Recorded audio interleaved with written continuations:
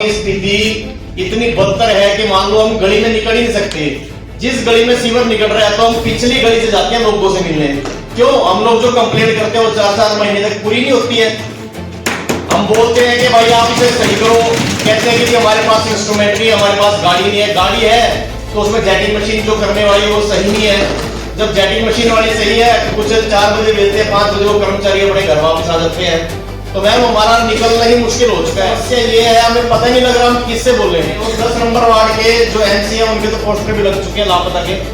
Triple engine की सरकार में बीजेपी के पार्षद ही सरकार की कार्यप्रणाली से नाखुश। सदन की कार्यवाही के दौरान पार्षद विक्रम राणा ने कहा कि उनका वार्ड की गलियों में निकलना हुआ दुभर। जिन वोटरों ने उनको जिताकर निगम में भेजा उनको क्या जवाब दें जब निगम उनके वार्ड के अधूरे काम करने में असमर्थ हो रहा। नगर निगम में सदन की बैठक में आज कई पार्षदों ने सदन के दौरान उठाई आवाज। आइए आपको दिखाते हैं नगर निगम यमुनानगर की सदन की कार्यवाही में क्या कहा पार्षदों और मेयर ने। Ward number 20, ward number 17, ward number 21, मतलब 1 से लेके वार्ड नंबर 22 जितने भी अपने वार्ड है उन वार्डों की स्थिति इतनी बदतर है कि मान लो हम गली में निकल ही नहीं सकते। जिस गली में सीवर निकल रहा है तो हम पिछली गली से जाते हैं लोगों से मिलने। क्यों? हम लोग जो कंप्लेंट करते हैं वो 4-4 महीने तक पूरी नहीं होती है।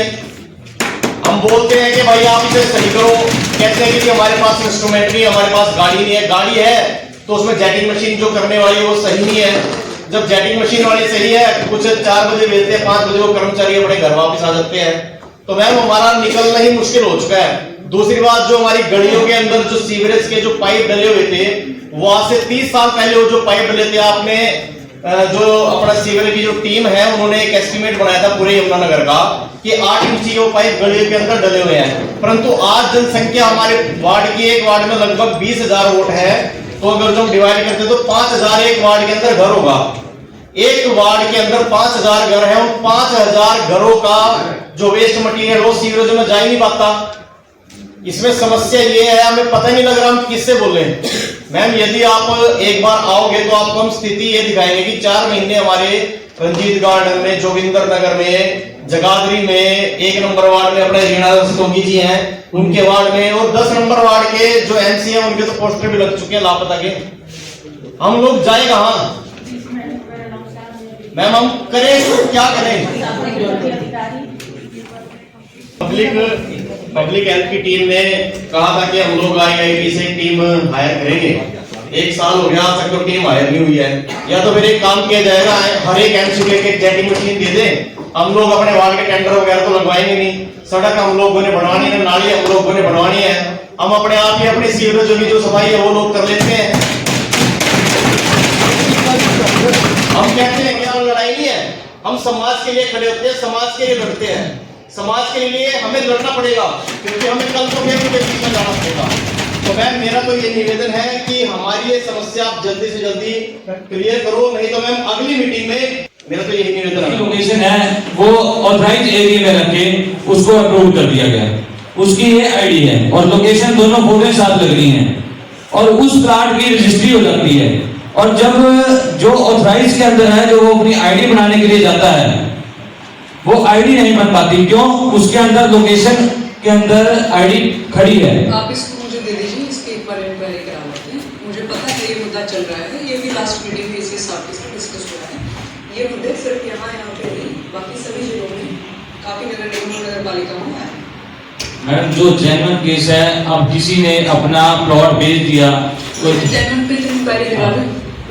तो मेरा आपसे निवेदन है कि इसके ऊपर जो आईडी जल्दी बननी है वो करवाई जाए।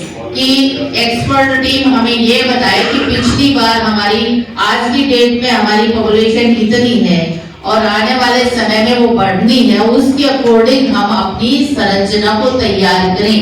तो एक्सपर्ट टीम हमारी पब्लिक हेल्थ की भी हो और इधर हमारे निगम की भी हो। जो नाले नालियां हैं वो भी इस प्रकार से निर्मित किए जाएं, उनका साइज भी इस प्रकार से सोचा जाए कि आने वाले 50 सालों की हम इस सदन के माध्यम से तैयारी करें ताकि किसी को भी आने वाली जनरेशन को इस प्रकार की समस्या का समाधान करने के लिए सोचना ना पड़े। आज ही हम उस समाधान की तरफ बढ़ें और जब बढ़ेंगे तो सफलता अवश्य मिलेगी। इस प्रकार की मेरे सभी पार्षदों की सोच भी है, क्योंकि बार बार मीटिंग लेकर हमारे विधायक जी ने भी हमारे निगम के अंदर, ऑफिस के अंदर बैठकर केवल एक वार्ड की बात करें, जैसे 10 नंबर वार्ड की हम बात कर रहे थे, विक्रम जी की बात कर रहे थे कि बार बार सफाई करवाई जाती है, लेकिन समस्या वही की वही।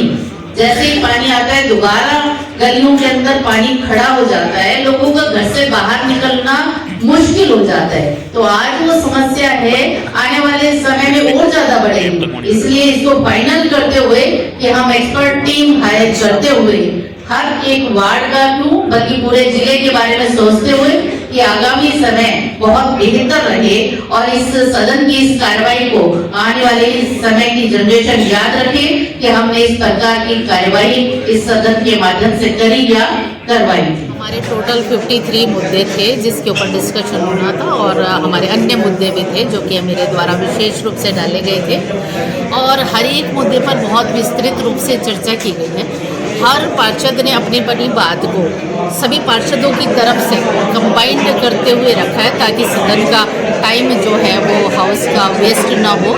इस बात को मद्देनजर रखते हुए तो सभी के सभी केवल और केवल निगम क्षेत्र के विकास के लिए अपनी बातों को रख रहे थे, और सभी ने बखूबी रखा है, चाहे इसमें हमारी महिला पार्षद थी, चाहे हमारे जेंट्स पार्षद, सभी ने अपनी अपनी बात को रखा है।